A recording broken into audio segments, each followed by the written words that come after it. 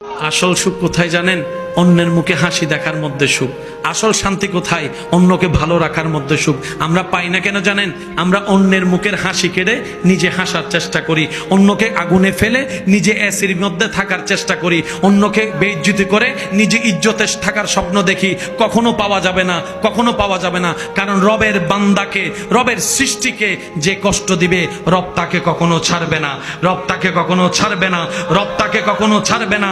রব্বুল আলামিন অতীত বর্তমান সব জানার পরও হাসরের বিচার রেখেছেন। তার অন্যতম একটা কারণ হচ্ছে এই দুনিয়াতে যারা টাকার কারণে বিচার পায় নাই, সম্পদের কারণে বিচার পায় নাই, পাওয়ার না থাকার কারণে বিচার পায় নাই, সম্পদের জুলুমের কারণে অত্যাচারিত হয়েছে, বিচার পায় নাই। আল্লাহ সবাইকে হাসরে নিয়ে বলবে, বান্দা দুনিয়াতে তো টাকার কাছে তোর ন্যায় বিচার হেরে গেছিল, শক্তির সামনে তোর ন্যায় বিচার হেরে গেছিল, জনপাওয়ার না থাকার কারণে তোর পক্ষে কেউ কথা বলে নাই।